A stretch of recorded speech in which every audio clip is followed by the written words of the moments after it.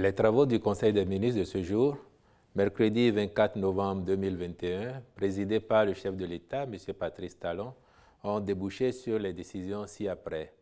Au chapitre des mesures normatives, l'adoption du décret portant règles de coordination des régimes de retraite entre la Caisse nationale de sécurité sociale et le Fonds national des retraites du Bénin.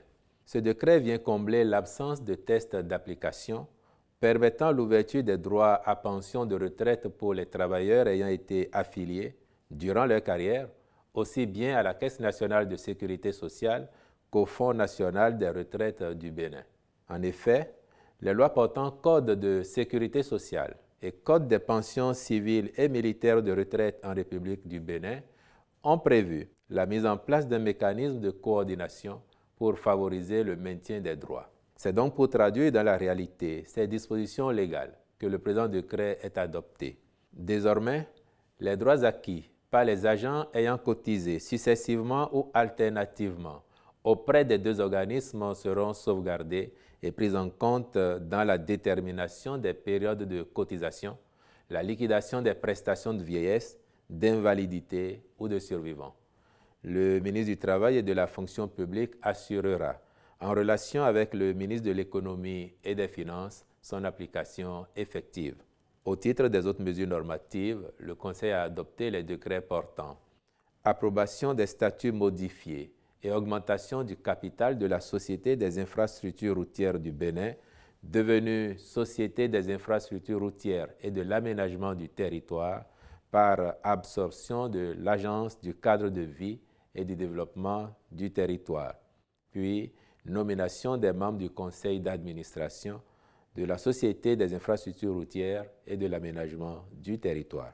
Au chapitre des communications, en point 1, la contractualisation pour la réalisation de 8 forages d'exploitation et de 2 piézomètres dans le cadre du projet de renforcement du système d'alimentation en eau potable de la ville de Ouidah et ses environs, dans le but d'assurer convenablement la desserte en eau potable des sites abritant les infrastructures touristiques qui se mettent en place dans cette ville. Il s'est avéré impérieux de relever la capacité de production qui est de 235 m3 par heure pour un besoin de 300 m3 heure. Les présents travaux visent donc à renforcer le système actuel d'alimentation en augmentant sa capacité de production, de traitement, de stockage ainsi que l'extension du réseau de distribution. Les travaux consisteront notamment, outre la réalisation de 8 nouveaux forages et de 2 piézomètres, à fournir et installer des équipements hydrauliques, électriques et électromécaniques des 8 forages, construire et équiper une station de traitement d'eau potable d'au moins 800 m3 par heure, construire un nouveau réservoir semi-enterré de 1000 m3 et un nouveau château d'eau de 1750 m3, fournir et poser des conduites et accessoires, mettre en place un système de télégestion. Le ministre de l'Eau et des Mines veillera au respect des clauses contractuelles dans la réalisation des travaux par l'entreprise sélectionnée. En point 2, la confection de la liste électorale informatisée (LEI). Conformément aux dispositions légales, la liste électorale permanente informatisée (LEPI) a expiré à l'occasion de l'élection présidentielle d'avril 2021. Au terme de la loi numéro 2019-43 du 15 novembre 2019, portant code électoral en République du Bénin, les élections doivent avoir lieu désormais sur la base d'une liste électorale informatisée à extraire du registre national des personnes physiques. En vue de la mise à disposition de la dite liste dans les délais impartis, le Conseil a approuvé le plan de réalisation qui projette à fin 2022 la disponibilité de la LEI pour sa remise à la Commission électorale nationale autonome en janvier 2023. Les différentes parties prenantes sont instruites à l'effet d'assurer la conduite diligente du processus. En point 3, le compte-rendu de la première année de mise en œuvre du microcrédit à l'AFIA au profit des couches démunies. Lancée en octobre 2020, cette formule de microcrédit basée sur la digitalisation des processus de déboursement et de remboursement permet de simplifier les formalités d'accès aux ressources et de s'assurer que celles-ci sont effectivement décaissées au profit des populations cibles. À la date du 30 septembre 2021, 106 484 bénéficiaires ont été impactés sur tout le territoire national pour un montant de 5 984 millions de francs CFA, ce qui traduit une montée en charge progressive et satisfaisante du produit. Ainsi, à fin décembre 2021, il est attendu 177 484 bénéficiaires pour un montant global de 8 760 millions de francs CFA.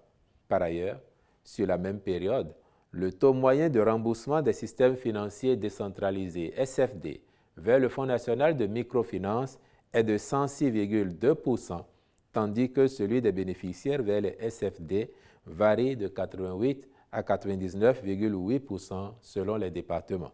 En outre, pour consolider ces résultats et générer plus d'impact au profit des bénéficiaires, il est déjà engagé l'intégration des numéros d'identification personnelle à la plateforme, le lancement de la phase 2 du microcrédit à l'AFIA pour les crédits allant de 50 001 à 100 000 francs CFA, l'implémentation du financement des artisans cibles de l'assurance pour le renforcement du capital humain ARCH.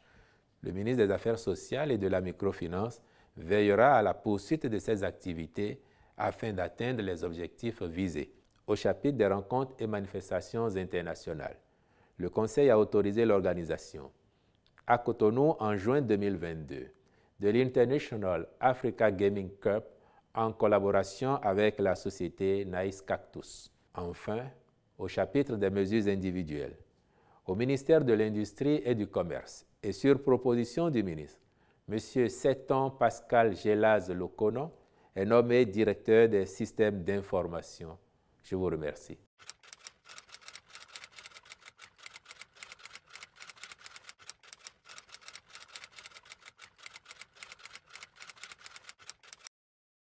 C'est un débat qui devient récurrent maintenant, mais chacun sait très bien qu'en prenant la décision, il y a 3 ans à peu près, de recourir à la formule de l'aspirana, le gouvernement a entendu faire en sorte que dans nos écoles primaires comme secondaires, nos enfants, quand ils y vont, qu'ils aient au moins leur enseignant devant eux, qu'il s'agisse du maître d'école ou qu'il s'agisse des professeurs. Et chacun sait également que dès le départ, même si cette formule améliore les pratiques en ce qui concerne la vacation, humainement, il s'entend bien que les bénéficiaires de cette formule, l'aspirana, demandent à ce qu'il y ait davantage d'amélioration de leurs conditions. C'est ainsi qu'on entend dire qu'il faut payer 10 mois, il faut payer 12 mois, autant de préoccupations qui ont été enregistrées par le gouvernement, qui font l'objet de réflexions et qui, si elles aboutissent à des décisions, celles-ci seront rendues publiques le moment venu. Mais ce qui fait l'actualité, et je crois que c'est bien de ça que vous voulez parler, c'est le coup de gueule d'un professeur certifié d'anglais qui intervient dans WIDA et qui soutient qu'à fin novembre, il n'a pas encore eu son salaire. Quand on a recoupé les informations et qu'on est allé à la source, de quoi il s'agit? La problématique est simple. Ce professeur, sa prise de service n'a été actée qu'autour du 20 octobre, pas septembre, 20 octobre, donc 1 mois après la rentrée.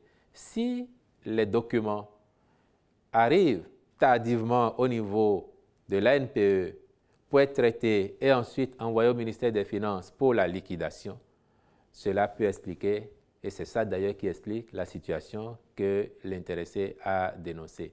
Après, si vous faites le point, dès le premier mois, plus de 90% des aspirants ont bel et bien été payés. Ceux qui ne l'ont pas été, c'est ceux qui n'avaient pas encore pris service ou ceux dont les dossiers étaient incomplets et n'ont pas pu être traités conséquemment. Et notre ami qui a poussé son coup de gueule est malheureusement dans le cas de ceux dont la prise de service est intervenue beaucoup plus tard. Au demeurant, il n'avait sans doute pas besoin même d'aller s'exprimer sur les réseaux sociaux. Il aurait été voir les responsables de l'école où il intervient pour chercher à comprendre de quoi cela retourne plutôt que de se livrer à ce que nous avons observé qui ne fait du bien à personne, ni à lui-même, ni à ses camarades aspirants, sachant dans tous les cas que l'État, l'administration publique joue sa partition.